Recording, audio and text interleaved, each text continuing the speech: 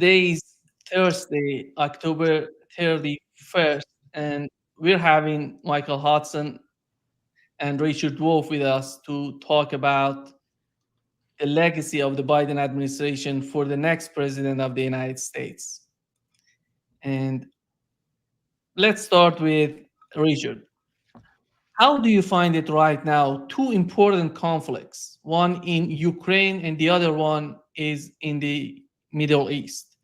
That we know that the next president of the United States should confront these two difficulties.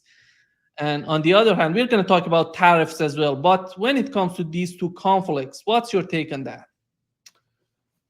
Well, I think like a number of what I would think of as the most important issues facing this country, the two candidates have little or nothing to say. So, as far as I can tell, there is a slight difference in the sense that there is speculation that Mr. Trump is not so eager to be persistent about Ukraine and rather more eager to be persistent about Israel and bashing China. On the other hand, the Democrats seem to think that their success lies in doing what the Republicans do, just not so quickly, not so harshly, but otherwise to take their cue. Therefore, I don't think it's going to make all that much difference on these two issues, what exactly happens.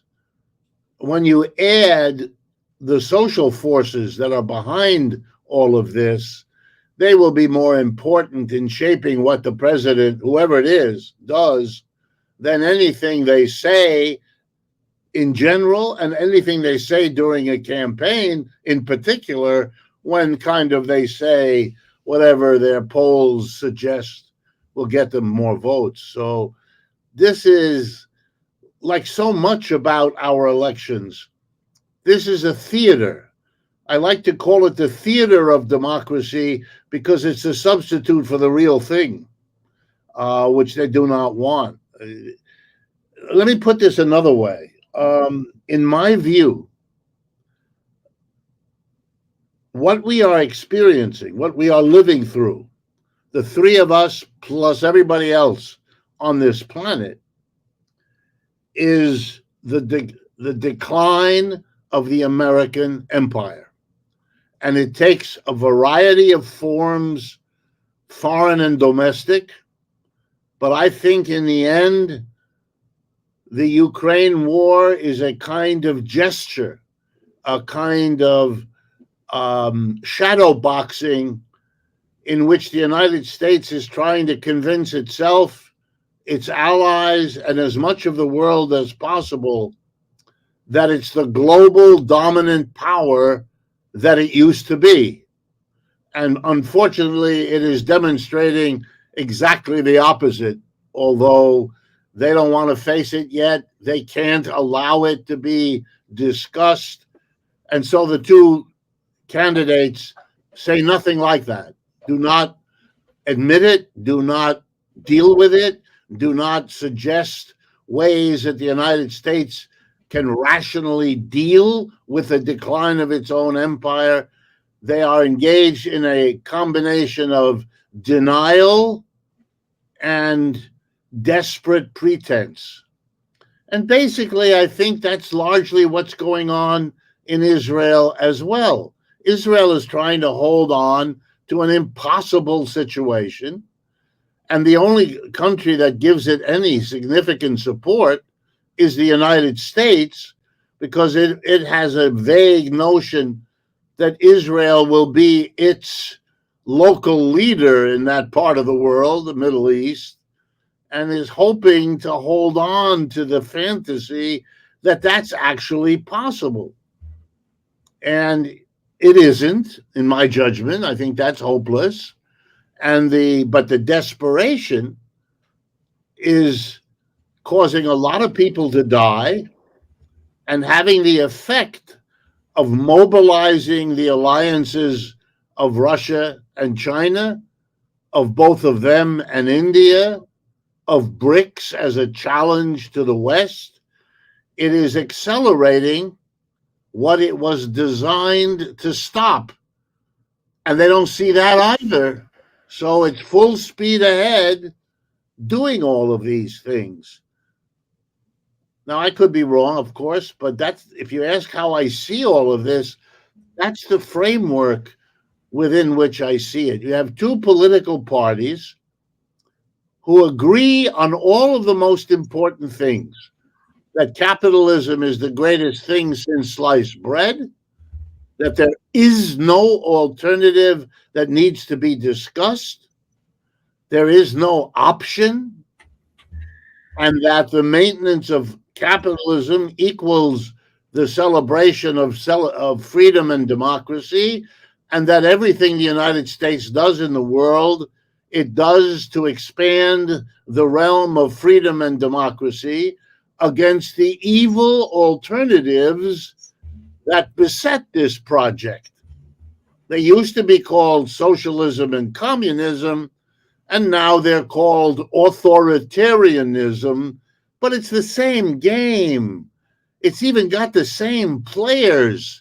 They've barely changed their uniforms, so we can all recognize who you mean, and the hypocrisy of it all is right on display, as it always was, and it's overwhelmed by propaganda, and the two political parties do their part by being utterly silent on all of it. Michael, jump. Well, I think Richard and I have been making this point through all of your shows, and I think that a lot of the American voters are in agreement. Certainly, they're in agreement that both presidential candidates are just frontmen for the deep state, or whatever you want to call it, Wall Street, and their financial backers. And the result of people finally catching on is that what's coming up next Tuesday is a typical American election. Who are you going to vote against? The question's always the same: who's worst? And all that the Harris lady can say is, "Well, I'm not Trump," and Trump can say, "Well, I'm not Harris." And the Trump haters are going to vote Democratic. And voters who are disgusted with Biden and Harris and are going to vote for Trump. But voters against Biden, two big wars, are going to try to vote for Jill Stein. And I'm sure when it's all over, they're going to find the margin of Trump's victory over Harris, certainly in the swing states, is going to be less than the large, the Jill Stein third party vote. And the Democrats are going to say, oh, we would have won if it wouldn't have been a third party. That's the one thing we can never have in the United States. We have to make it even harder for there to be any real choice of a third party in the United States. There must be no alternative. And the issue is all going to be personified, that Richard just described as what the underlying force is. I think the Democrats are going to lose because Harris has come out as the war party candidate. And I guess you could say the election is going to be which war party, which war do you think is more important? Harris is defending Ukraine. Trump is defending Israel. But basically, the Democrats are the war party. And I think that's what's going to defeat her in Michigan, in Minnesota, and other key states, her war party stance. Yesterday in the magazine, The National Interest, General Bill Hodges, one of the big generals in the U.S. and another national security general, gave a plea to American voters: you must vote for Jill for Kamala Harris, because otherwise Russia's going to march, right through to recapture East Germany on its way to the Atlantic. We must stop Russia. This election is over. Do you want to stop Russia or not? Where for Trump, it's saying this election is over. Do you want to stop Chinese economic domination of the U.S. economy or not? In other words, pick your enemy. And it's the enemy that is defining the candidate, because neither candidate has anything positive to offer the people. So all you can do is play on everybody's resentment against the economy and try to channel that resentment toward the opposite party. So it's a purely negative kind of election. There's no longer an election over what kind of parties do you want. And I think, as Jill Stein said on your show a few months ago, Nima, that she agrees with what Harris is saying and what the left wing of the Democratic Party, such as AOC, is saying. A vote for Jill Stein against the war is a vote for Donald Trump, and we're okay with that, because I don't think there can really be any progress beyond the dilemma that Richard is talking about, as long as the Democrats are really in power to sort of pretend to be the alternative to the Republicans. And I think that if this election ends the way I expect it to be, and the Democrats will lose not only the presidency, but the Congress and the Senate as well, that will mean that it's not possible for them to win an election again without somehow moving away from their right-wing basis. There have been some polls that the newspapers don't talk about, and that is that Bernie Sanders was the most popular politician within the Democratic Party.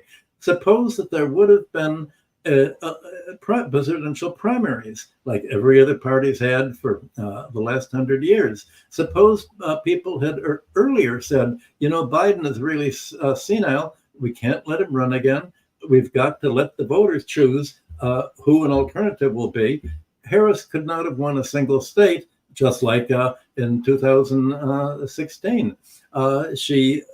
And Bernie Sanders would have won. The Democrats said, we know that's going to happen. We would rather lose with Harris than win with Bernie. Just as in 2016, they would rather lose with Hillary than win with Bernie. So that shows how the rottenness of the choice that's put before the American people, because the election is not going to be about the problems of American militarism and the empire and the domination of Wall Street that Richard and I have been talking about on your show for the last few months. Richard, do you want to add something, Richard? Yes, I want to throw an idea out for you and for Michael to play with. And here, I'll be blunt, so I won't be able to develop the nuances of this. A very short time ago, the head of Apple, Mr. Cook, went on a trip to China. He's made many trips to China, and more than one this year. But he recently made one. And it was crystal clear by the very warm reception he got, and by his own very enthusiastic, positive commentary on China, that, and here comes the jump, that there are sections of America's most important, biggest businesses that do not want a war with China. They do not want this conflict. They have become the giant successes they have been because of what China enabled them to do. They know it. They don't want to lose that. There is nothing to substitute for what they get out of China, which, to be blunt, is cheap labor and the biggest expanding market on earth. To give those up is to risk their entire business operation. Okay, now, at some point, especially were Mr. Trump to win, these people are going to possibly begin to think like Michael just spoke. They're going to say, these two parties are a disaster. They are involving us in one dead-end war or conflict after another. And while it may be good for the military-industrial complex, we are, after all, a bigger section of this economy than they are. We, the high-tech industries, we, all the rest of the economy, other than the military-industrial complex. At which point an immense conflict breaks out in the ranks of capitalists.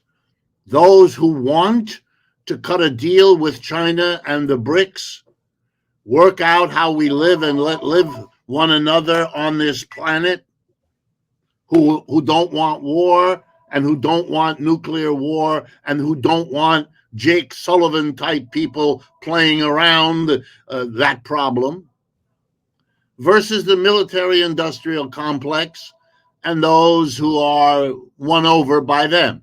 It will be a split, bitter conflict over which way American foreign policy goes. It will be decided in Congress, and so each of those two wings will begin to appeal to the public for mass support to their two different programs. Go the way we are, saber rattling down the road, or go in the alternative direction, work out a deal with Russia, China, the Arab world, and so on, at the expense of the West, including Israel, Western Europe, and so on, no question. Do we do that? Or do we, and pardon my humor, have a capitalist peace movement alliance which actually wins? Why? Because the peace movement can be the most popular base, and that wing of the capitalists will fund the creation of that base into a voting majority. If I'm right, that's the next step of American political life, which will burst on the scene because of the crazy things that are going to happen next in Ukraine and in the Middle East. No matter who wins, that will force the thing I've just described, which will either happen or it won't. But it is a possible scenario that has come into my mind as I watch the lunacy. And just one last thing, I know you mentioned we might discuss it, but if Mr. Trump has to carry through the notion of putting tariffs on everything, which is what he said he is going to do, with the uptick in inflation, I don't know if you saw today's data, the inflation is back. But that's nothing compared to what would happen if you actually did that tariff stupidity. And I also begin to think that the United States is beginning to recognize what somebody ought to call the Hegelian moment of American politics. And here it is. The culmination of the Cold War and the years since that aimed to isolate socialism, isolate Russia, isolate China, is reaching its peak, which takes the form of the isolation of the United States. If you isolate everybody else, and you end up By definition, leaving them all together, and you're isolated. That's exactly right. So this is a new kind of isolation that's in the past. The isolationists were always against war. Today, you're saying The opposite. the That's right. isolationists have led to war. Yeah, because the war is a self-delusional gesture. It's the person who is losing the battle who. Well, I'll give you an example from the Ukrainian war. The Ukrainians are losing, and they take their best troops and invade an unimportant corner of Russia. I mean, that's pure symbolic gesture. That can't work, and it is now coming to its pathetic end, as anybody who paid attention would have presumed it would. That's an act of desperation, as would be sending missiles into the heart of Russia, which Mr. Zelensky wants to do. He's desperate, which I understand that he's desperate, and these are the behaviors of a desperate character, but they're not to be taken seriously on their face value. He calls it a victory plan. That's hysterical. Well, what? You have no plans at all, let alone a victory. Your plan is how to get out of that country in time when the troops arrive. That's the only plan left for you. When Michael, do you want to add something? Yeah. Why on earth would Zelensky have invaded the Kursk area? The answer is it's all about the narrative. He didn't invade to win the war. He invaded because he thought that would convince somehow the egotistical, narcissistic American Cold Warriors that this enables a narrative to be said, Ukraine has fought back, Russia invaded us, we're going to invade it. There better be a peace, and if there's a peace, there'll have to be a ceasefire, and Russia cannot continue to mop up and continue the plan that Putin has announced of denazifying the Ukraine and protecting itself against NATO. So it's the fight over the narrative, and nobody on this show, when Richard and I naturally are saying, what is in the capitalist interest? What is in America's interest? What is in foreign countries' interest? And there are people who are not interested in America's interest. They're interested in their own interests, and to distract people's attention from the American national interest. If there's an American election, they have to have a different narrative, a narrative in which they're protecting the weak democratic Ukrainians against the authoritarian Russian invaders who are not going to stop at Ukraine, but are just going to continue to march west over the rest of Europe. It's all somehow there's a belief on the American Cold Warriors that they can create a narrative that will convince people to somehow find the fight between good and evil as seen, depicted by the CIA and the American military, is more important. And certainly confuse people is what the real world's fight between good and evil, between civilization and barbarism is. And I think the ideas that Richard and I have said on your show is that the new force of civilization that is taking place in isolation from the West is the global majority and the BRICS. And the barbarism is the attack on the BRICS, the US NATO attacks, trying to preserve this defunct American power that is only predatory, not productive, only extractive, not productive, and not leaving living standards, only polarizing, not democratizing. So I think that this is, you could look at these military wars that are going on as wars between two narratives of what is good and what is evil, what is black and what is white.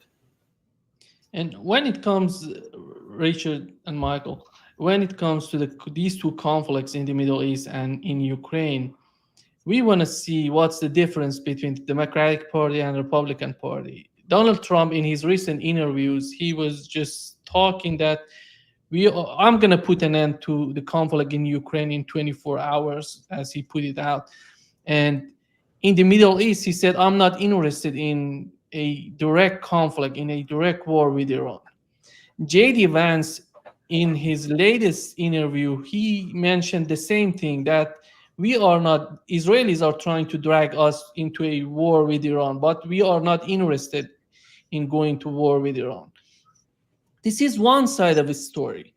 On the other hand, Donald Trump is talking about that Mike Pompeo, Nikki Haley, Tom Cotton, these people gonna be in his administration if he wins. Here is what Mike Pompeo said on Fox News, specifically about the conflict in Ukraine. He says Donald Trump doesn't know what he's talking about.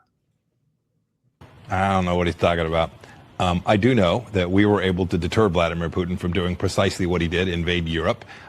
He's killed innocent Ukrainian civilians. That didn't happen on our watch, right? Putin takes a fifth of Ukraine under President Obama, not an inch, while I was Secretary of State, and then goes at it again as soon as we leave.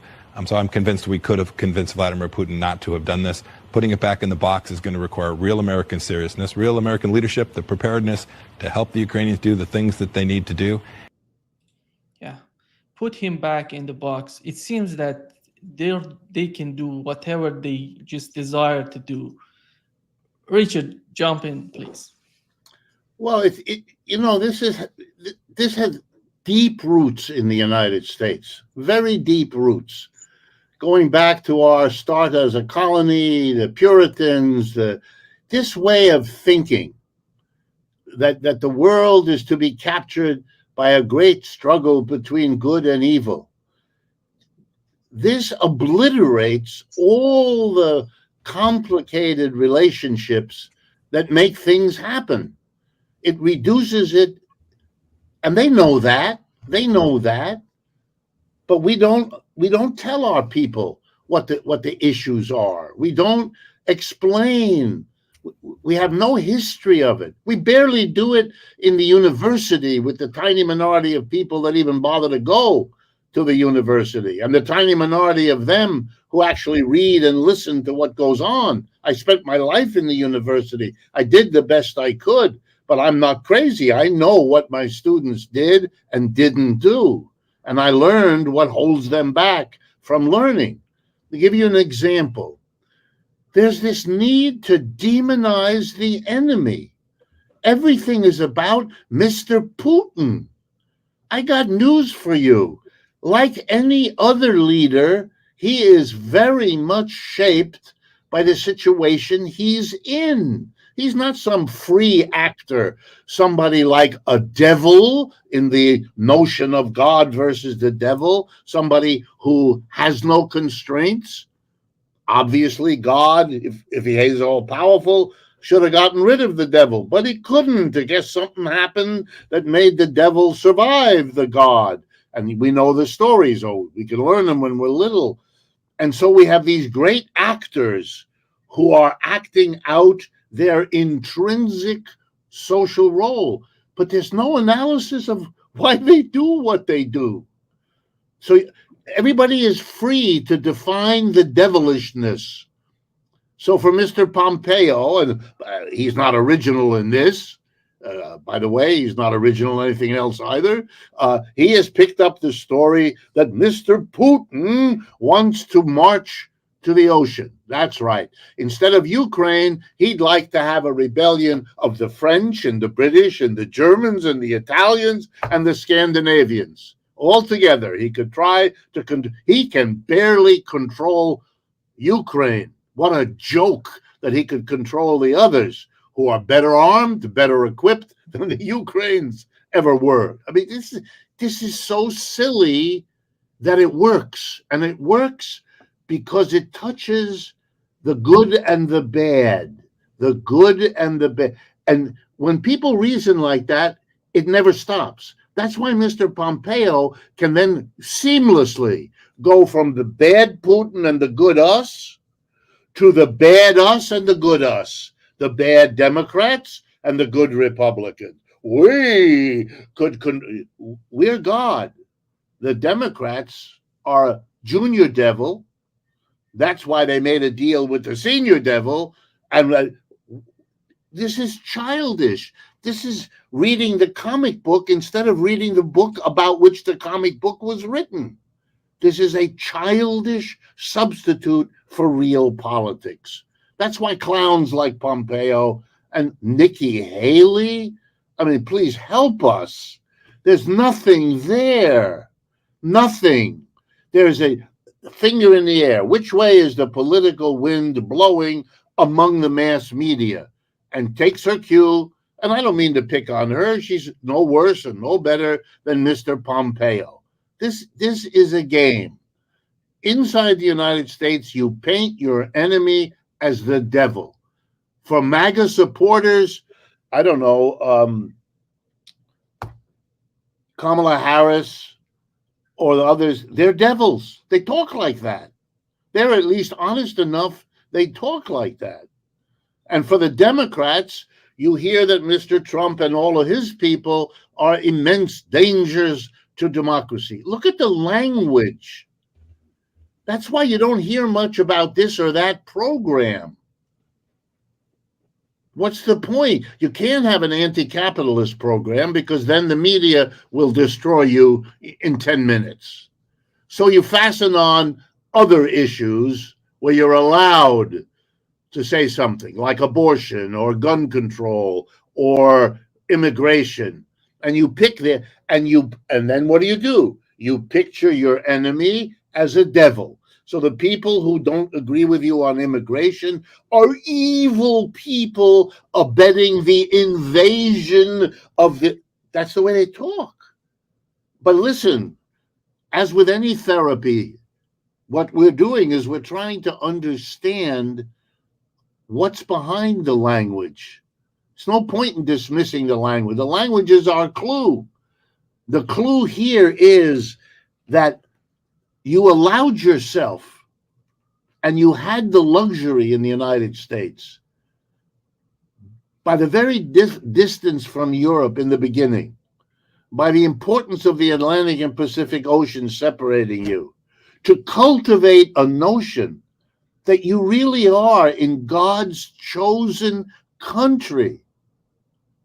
That's part of why there's a vibration with Israel. They too think they're in God's they're the chosen people, and they're in the chosen country, and the chosen book, the Bible, said it was their real estate, not other people's real.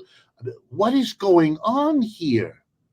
And so you've had this way of thinking, and now the chickens are coming home to roost, because this way of thinking, we are the exception, American exceptionalism. God created us. Our politicians have to be talking to God all the time. Politicians in European countries don't do that. If they stood up and said, I'm talking to God, there'd be a paddy wagon come to pick them up and take them to the sanitarium. Nobody wants to hear this. And these are countries that have the same Christian religions that you have here.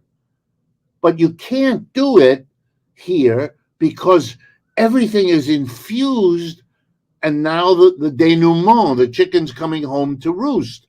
You're killing yourself. You're destroying yourself by turning that language onto one another.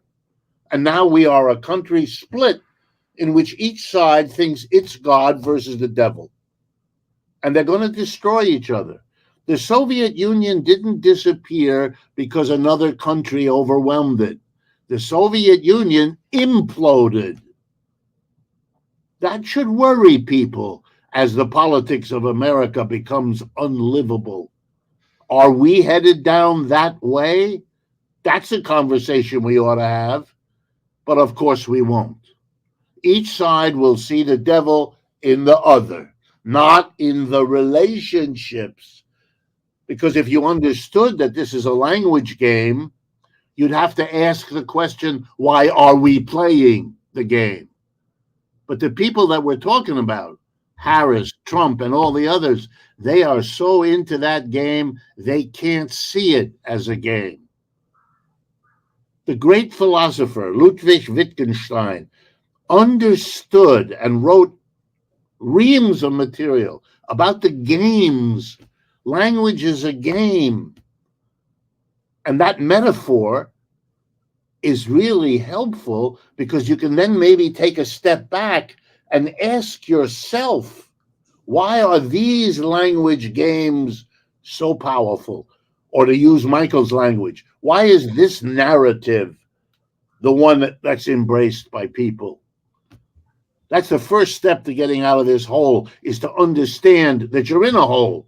Just like going to Alcohol Anonymous, they require you to say, I'm an alcoholic. You have to begin recognizing where you are if you're ever going to get out of there.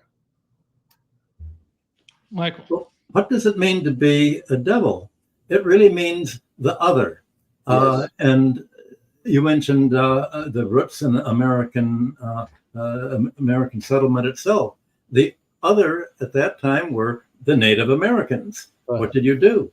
You want to put them on reservations. So people who, I think the strategists, the neocons and militarists at the top of the planning pyramid in the United States may not think themselves of good and evil. That's just to tell the religious sector of the voters. But what they think of is the other are people who do not submit to us, the people who want to maintain their own autonomy. So just as you wanted to put the Native Americans on reservations, America's policy is, in words that you almost said literally, put Russia back on the reservation, isolate it, put China on a reservation. When you put everybody on a reservation, you have a situation very much like when you put many of the Native Americans on reservations. All of a sudden, they found that oil was under these reservations. And all of a sudden, you found that they were very rich. What do you do with that? Well, then all of a sudden, you want to grab them. And I think the Koch brothers made almost, I'm told, made all of their money stealing oil from the Native American reservations. And they were about to be exposed by the government when President Clinton had the affair with his assistant and her dress. And so the deal was, okay, we won't impeach Clinton, get rid of him if you don't move against the Koch brothers. And that was a turning point, certainly in American politics. Well, America's isolated almost all of the global majority, as we said earlier. We put it on a reservation. They find that they have oil. They're trying, that enables them to be independent. They've also found that they're immune from many of the Western laws, from the rules-based order, and can make their own international law order. And I guess for the American reservations, it's we can have gambling casinos and clean up with the frustration of the Americans. So I think the higher the planners who are really behind making this aggressive policy that you talked about, think the only thing that we can do is prevent. This is a war against anyone who is trying to maintain independence from the American unipolar world order. And of course, that means everybody's the enemy. Well, they're not going to say this is their strategy to the American voters. They're just going to say this is good versus evil, us versus the foreigners. And it's all of a sudden what has catalyzed the recognition on certainly the global majority is exactly what's happening in Israel. The fact that they say God gave us this land and we must exterminate everybody, all the enemies. They're all Amalek. It's a war for the destiny of civilization. And all of a sudden, the rest of the countries of the world saying, well, when the Americans are coming in and have the National Endowment for Democracy sponsor regime change and color revolutions, they're going to try to get one of us to die to the last Ukrainian, to die to the last Georgian. If they could have been able to overthrow the Georgian government yet again, they would like Georgia to fight to the last Georgian against Russia. Which of the BRICS can they pick on next to fight to the last of their citizenry against? America cannot fight militarily. It has to somehow convince one of its designated opponents to fight among themselves. This is the kind of crazy locked in diplomacy that we're in. Got to stop. Yeah, let me add, just to take Michael's point another step, to make sure people get it. The whole world is watching what Israel is doing in Gaza. Okay? Now, what Americans have to understand is what's going through the minds of all of those people around the world. The United States is funding and arming what the Israelis are doing in order to hold on to its influence through Israel in that part of the world. Everyone is wondering, will there be another country, neighbor of mine, another Latin country, another Middle Eastern country, another Asian or South Asian country, another African country that will be chosen by the United States to play that role over there? Will they be armed? And are we dealing here with the risk of this happening to us? And they're terrified by it. And they're worried that the United States is, in its empire decline, going to reach out. If the BRICS keeps picking up more and more Muslim countries, it's got most of them, if it's going to pick up the remaining Muslim countries, and the United States is identified everywhere as the enemy of the Muslim countries, will the United States pick one of them, make that its ally, and have that be the Israel of another place? And that is becoming part of the mentality of the United States, which is looking for those countries. Was very upset when Niger, a small country in the middle of Africa, basically said, you have to leave, Americans, and brought in the Russians. Okay, this is for them a terrible sign of where things can go, like the election in Georgia or 100 other elections or movements or problems. And those countries are worried now, not only that this might happen, but the Israelis are showing them how far the United States is willing to go to protect its friend in the area. Whoa. That's a little different from Ukraine. That's another issue, similar, but this is different. This is going into an area with a bunch of different countries, making one your bosom buddy, and then enabling it to become a dominant. Wow. Wow. And are there people in many countries who would like to play that role for the United States? You bet. Is that already happening? I would guess so. And what that does to everybody else is to begin to do the worst nightmare of the United States, which is that the world decides that there is one number one rogue country, and it's us. Not North Korea. They're not endangered by North Korea. They're endangered by the United States. And at that point, where are they going to go as there's a burgeoning conflict between the United States or the G7 on the one hand and the BRICS? You're watching in slow motion the decline of an empire. When the Roman Empire collapsed, for 100 years, the conversation in Rome was about the barbarians, a language I believe Michael used a few minutes ago. You viewed the people moving in on the empire, the Frankish people in what we call France now, the Gaulish people, other part of France, and so on. They weren't barbarian, but they were for the Romans because they were the manifestation of the decline of an empire that couldn't stop the decline. We ought to read those books about the end of Rome. They are wonderful insights into what's happening here. Yeah.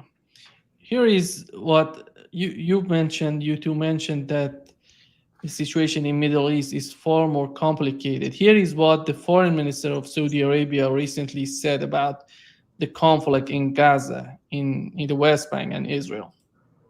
The normalization with the Kingdom of Saudi Arabia is not just a risk, it is off the table until we have a resolution to Palestinian statehood. But I would say more than that. I would say that it is not just the issue of normalization with the kingdom that is at risk. I would say that the security of the region as a whole is at risk if we do not address the rights of the Palestinians, if we do not find our way to a pathway that leads us to a Palestinian state, because that's the only way we can ensure that we can focus on the future, that we can focus on cooperation, that we can focus on integration. So I would hope that the leadership of Israel sees that it is not just the right thing to do, it is not just the moral thing to do, it is not just the just thing to do to give the Palestinians their rights and their state. It is also in the security and strategic interest of Israel to do so. And that's, I think, up to them to decide. Yeah.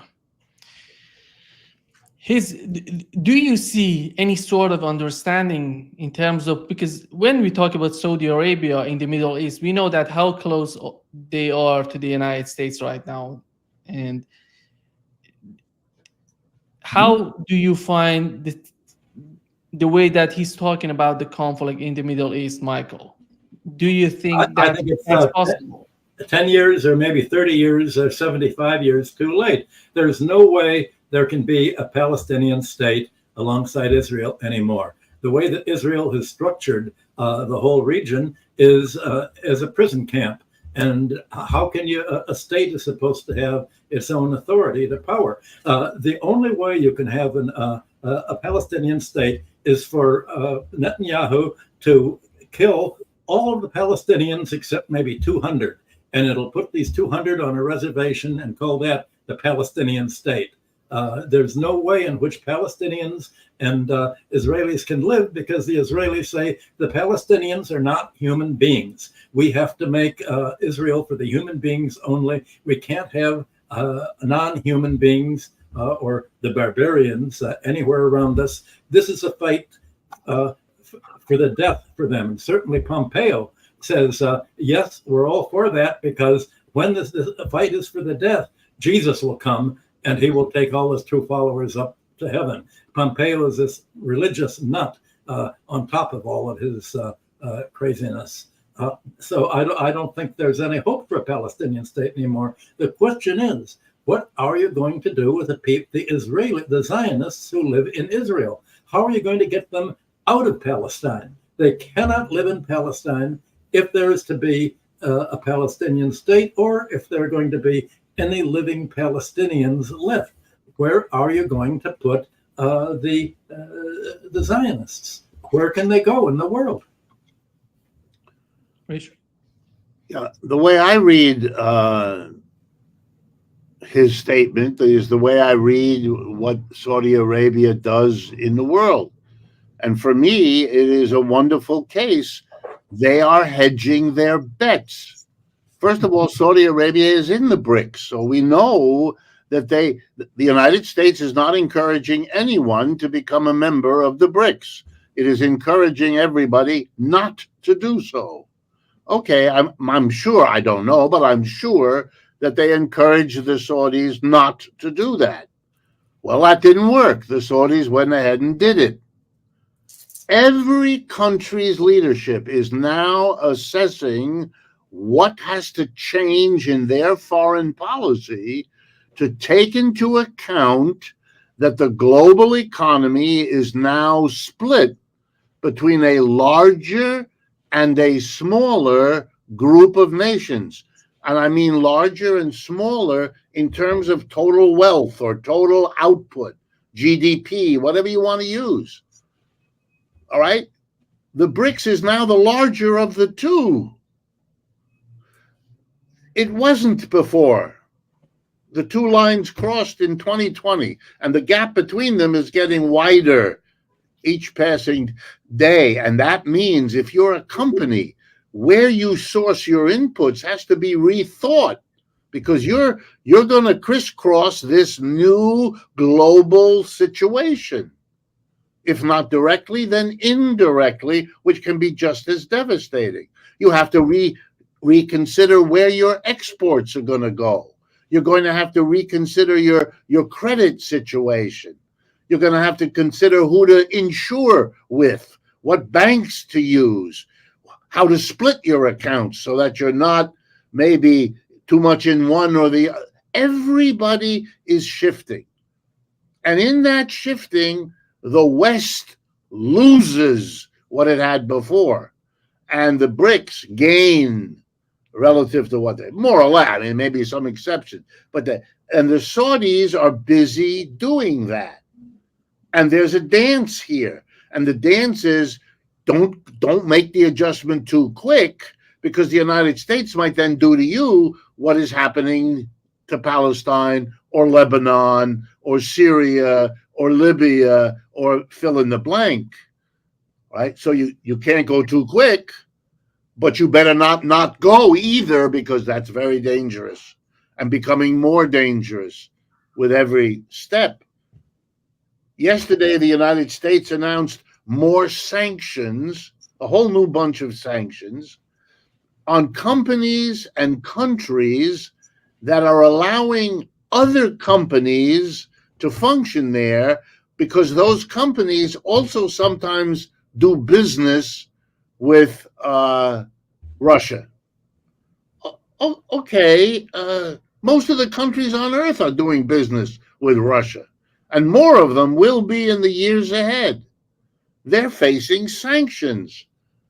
The United States, ironically, keeps forcing decisions that are going to go against them. So there's a dynamic here that feeds on itself, and that cannot help the United States. That's why the word rogue nation, because the rest of the world is slowly coming to an awareness that out of its own desperation at being a declining empire, which is always hard for the empire that's in decline. It was terribly difficult for the British, was terribly difficult for the Dutch before them. The French didn't go quietly. They're still trying to hold on to bits of their empire. So it's very hard. But what the world is observing is that the American empire, partly because it was a global empire, more than anybody else, even the British had achieved. The United States has those 700 bases around the world. It really was a global empire. Because that makes it that much harder, the United States is busy with its defensive gestures, is actually making the problem worse. If I could pick a dangerous metaphor, if you've ever taught swimming, one of the lessons you teach a swimmer is if you're having trouble swimming, don't flail your arms around, because it'll make it worse for you. It'll make it harder for someone to save you. Don't do that. Someone ought to tell the United States, that's what you're doing. You're going to go down faster, further, because of your refusal to deal with what your situation actually is and the desperate ways you're holding on. Well, you mentioned the Roman Empire before as a decline, and there are a number of differences. Many of the Romans kept leaving the empire to join the barbarians because they thought the barbarians were more civilized. I can imagine American engineers, German engineers, others emigrating to Russia, China, and the BRICS countries where they want to do that. That's one similarity. But also, many of the Germans began to become the Roman empires. There were fights among rival Roman empires, and they would hire the Germans as their troops and the Germans ended up as the popes. Well, the equivalent there would be if American expanding to China and Asia and the BRICS, if there was some kind of reciprocal investment here, that somehow the BRICS would invest in the United States, which is what the United States is trying to get at least Taiwan and other countries to do. I don't see that happening because there's so much of a hatred against the barbarians here that really didn't exist in Rome. By about the 4th century, you had Roman philosophers saying, well, the barbarians have many qualities that are more civilized than are in our own country. They have a more balanced economy. They have mutual aid.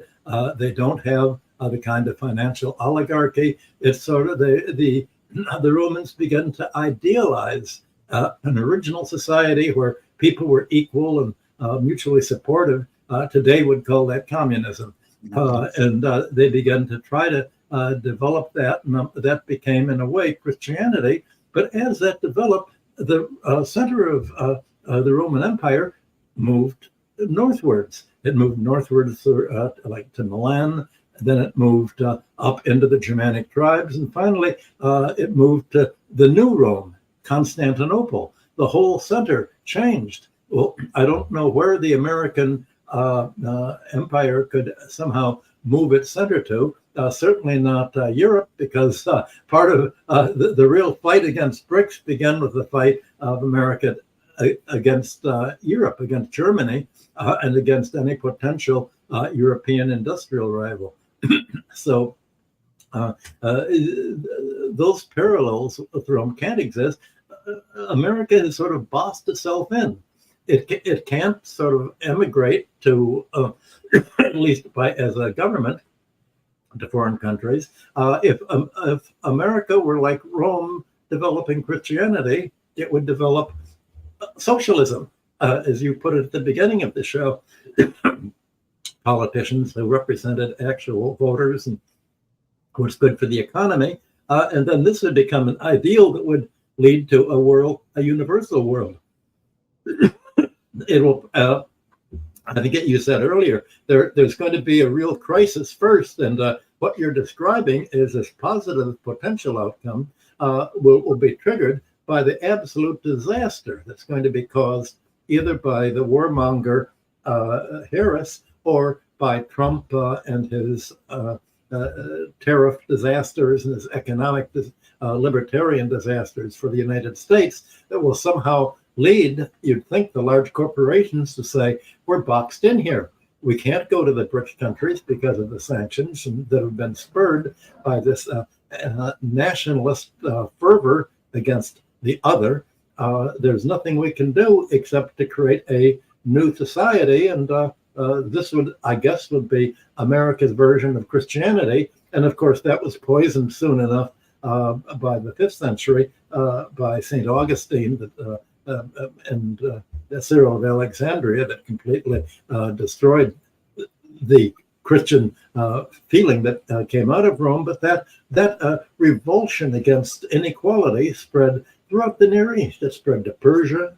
It spread to other Near Eastern countries. It was absorbed by Islam that came up. So we're going to see some kind of a transplantation of what was America into other parts of the world. But it's almost impossible to see how this will occur right now, except beginning with a trickle of emigration of people who cannot live in today's version of Rome abroad. But then it will lead, you'd think, to some powerful groups acting in their own self-interest, and at least the American power elite are not quite like Roman's landlord creditor class trying to indebt the whole other country and impoverish it and lead to feudalism. And that's really the question.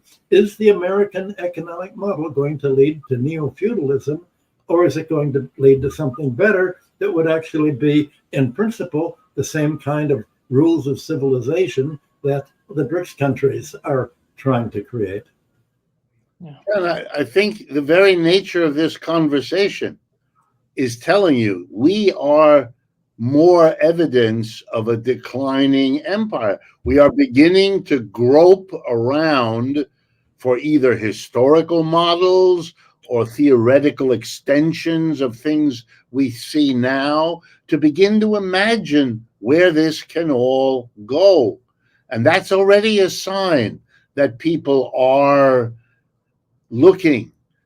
There's an enormous revulsion here in the United States against the level of inequality that we have. One of the reasons neither presidential candidate goes near there is because it is so dangerous. The people who have the tiny minority at the top are prepared and willing to spend a lot of money to keep that conversation bottled up, not public, not pervasive. They are very interested in not having that conversation go because they are so isolated at the top of the pyramid with all that wealth. I mean, if you have $200 billion and most people, living paycheck to paycheck, you got a problem.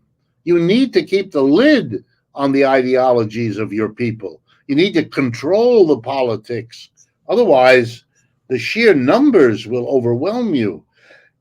And I suspect we're going to see all kinds of movements against the inequality, questioning the system in all kinds of ways, including a resuscitation of the old Marxian and socialist. And that's going to come back as it has in the past. The comment that that's all behind us is silly. That deserves the same answer that Mark Twain gave when he read his own obituary in the Hartford Courant. And he wrote the letter to the editor saying the rumors of my death have been greatly exaggerated. The same is true for all of these other ideas. The worker co-op is not a new idea. It's been around for thousands of years, but it is already having a renaissance, in part because there is a concrete example visible all over the place of people who are getting together in an enterprise to produce a good or a service and not organizing it in the capitalist way, with an owner operator at the top and a mass of dependent employees below. That's being a problem now, and there are alternatives being groped around to see whether they might fit. But I think everything starts with understanding that we're doing that. If you ask that question, then you don't have a war in the Ukraine. You don't.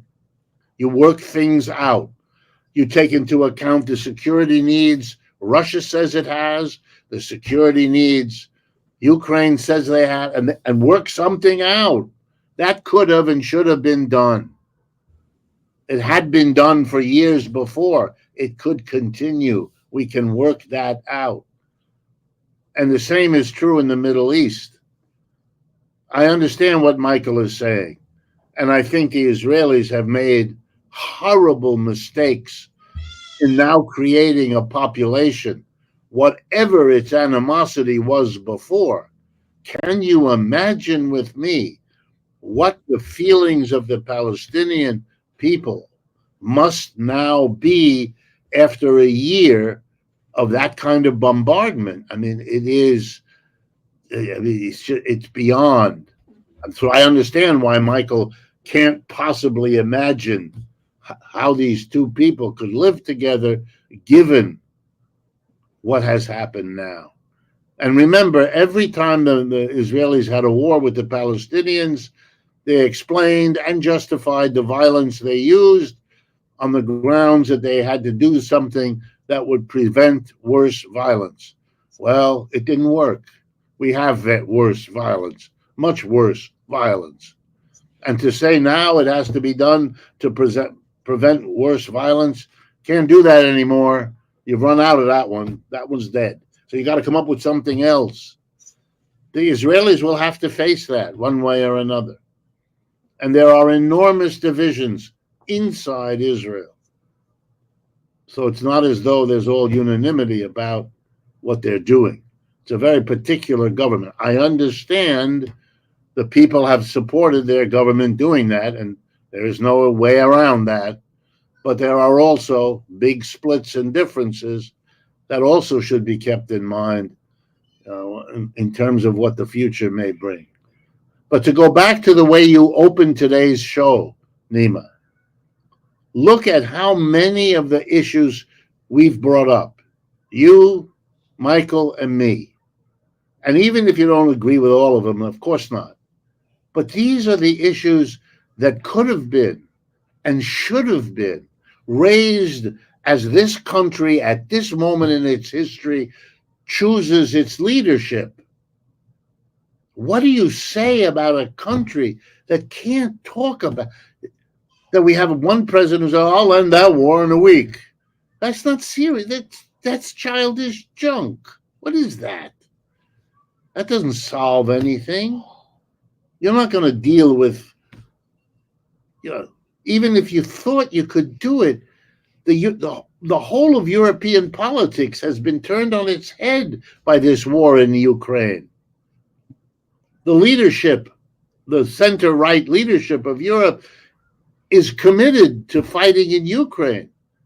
It will be looking totally ridiculous if Mr. Trump ends this war. And that will be brought, and what's going to happen then? The left is already preparing to make this point in France, and they already are the biggest party there. And I'm talking a left that is old, well organized, knows how to function, theoretically sophisticated, present throughout the society. And I could go on talking about the German or the Italian or even the British. So you're not in a position, you may think you are.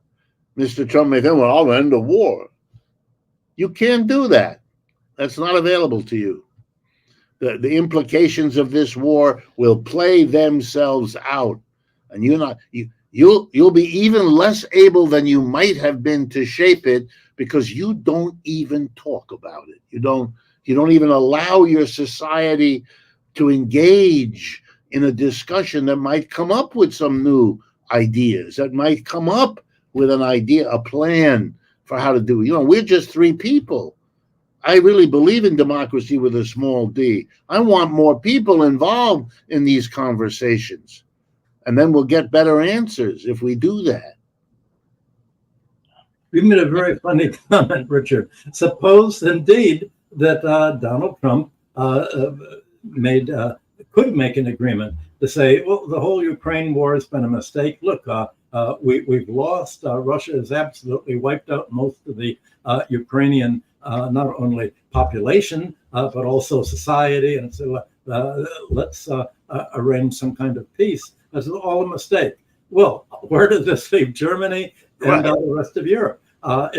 This mistake is not for them. It's not reversible. A week ago, Volkswagen said we're no longer really a viable company in the way that we've operated in the past. We're going to, for the first time, we're going to cut back employment. We're going to cut back sales.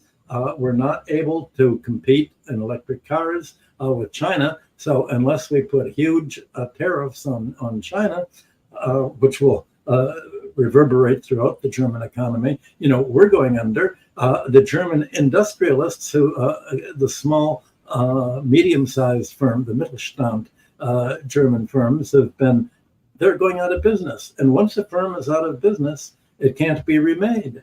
If Volkswagen goes out of business, it can't be remade. Putin has said that if any missile made by the German Rheinmetall firm ends up in Russia, Russia will not hesitate to bomb the Rheinmetall factory. So there are all of these. America has created irreversibilities for Europe while maintaining its own freedom of action. For instance, the grabbing of the Russian $300 billion foreign exchange, that was Europe grabbing it. hardly any was in the United States for the first time. Europe has cut its ties with all of these countries. We've talked about just America versus these countries, but Europe has been collateral damage in all of this. And I think you're right. You'd think the hope would be the French left and Sarah Wagenknecht's left-wing party split off from Die Linke in Germany, and but so far it's the nationalistic parties that have not exactly the pro-labor parties that have been grabbing power in Europe.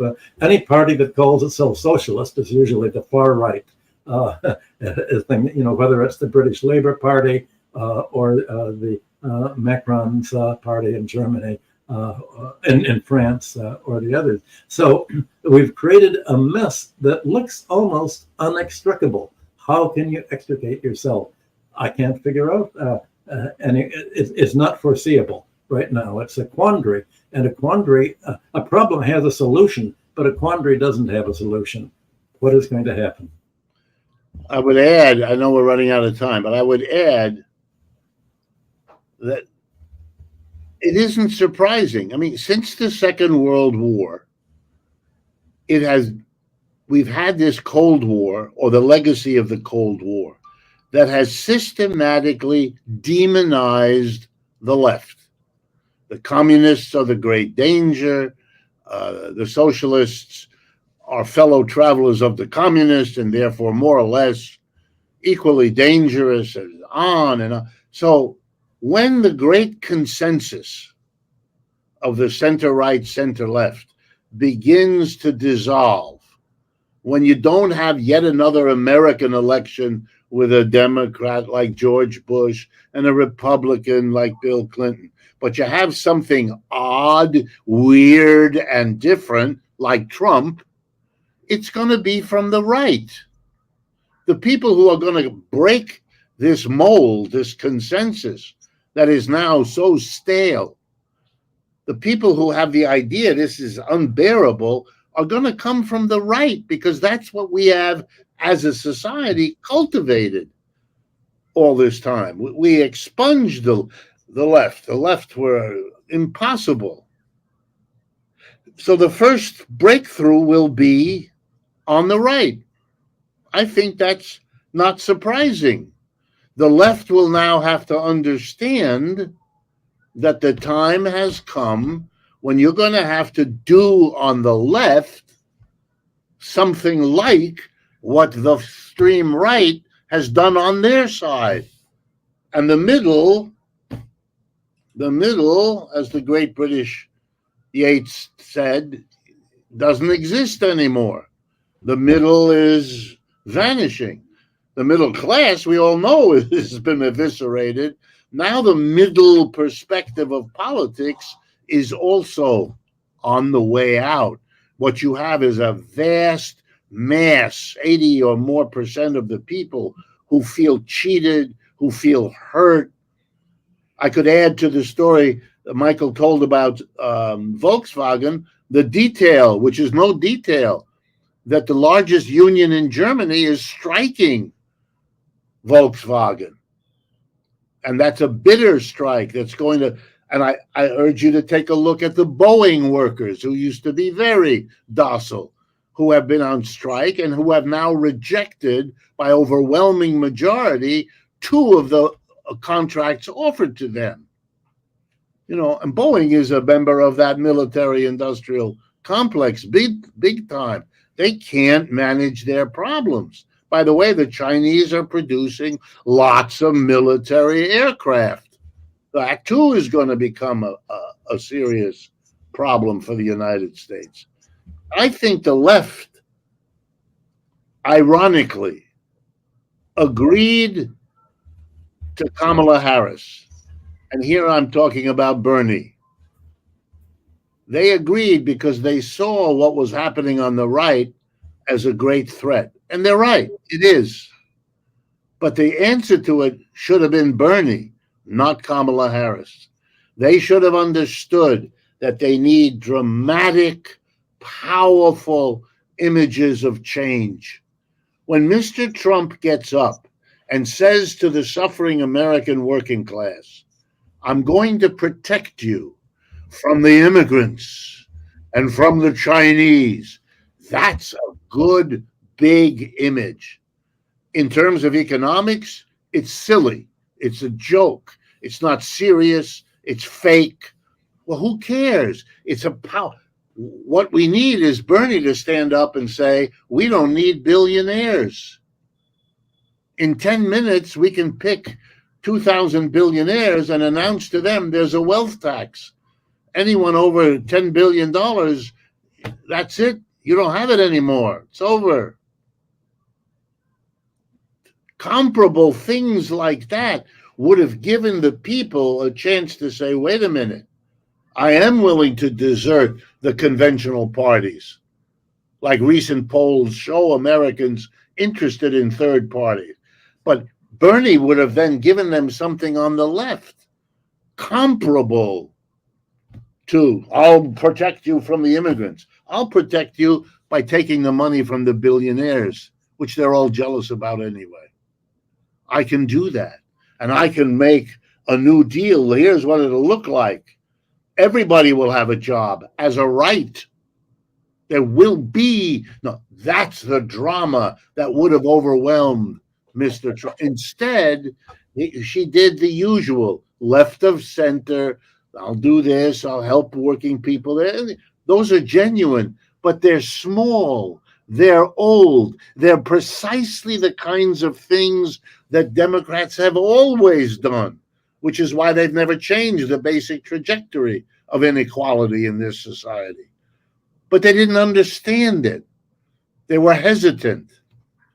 If Kamala Harris loses, it may be a very important time to make that point. Well, this is the problem that I mentioned at the very beginning when I said the Democratic Party's role is to prevent the left and to co-opt the left. 2 days ago, Bernie gave a whole attack on the American working class, an attack on the pacifists, saying you must support Pamela Harris. AOC, his popular follower, gave an attack on the working class, an attack on American labor, attack on the pacifists. You must support AOC. You must support the war in Ukraine. The function of the Democratic Party is a quicksand that just absorbs these people, and pretending to be we are the alternative to the right wing, they will take the people who would like to be on the left, like Bernie was when he joined the Trotskyists in 1962, and just sort of absorbed him and made a deal. They told Bernie, we will put you on some committees. You can do all the talking you want. You simply cannot act. We want you to talk. The more you talk, people will think that somehow the Democratic Party has a potential. Where, by absorbing you, we were crushing the potential. People are now disgusted with you, Bernie. They're disgusted with AOC. They're disgusted with you supporting the war. They're disgusted with you supporting Wall Street and supporting the Democratic Party, saying through Harris and her right-wing, not center-left. This is a right-wing party with a left-wing rhetoric to prevent any left from developing in the United States. So in a way, the function of the Democratic Party is to sterilize the left. And that I think was the message that Jill Stein was given. She's not only anti-war, she's against the pretense that there is a two-party state, that there is an alternative, and that the Democratic Party is different from the Republicans in any way except for its trickster rhetoric. Just to share with you, here is an article in Gallup that shows 63% of Americans are in favor of the third party in the United States. And that shows everything, but it's not there for the time being. Thank you so much, Richard and Michael, for being with us today. Great pleasure as always. Thank you very much. And I'm very glad to be part of this. And I learn and I appreciate it very much. Yeah, I think we're redefining the quandary in a way that nobody else is really talking about. That's our job. That's our job. Thank you so much. Bye-bye. Bye-bye. Bye bye. Bye-bye.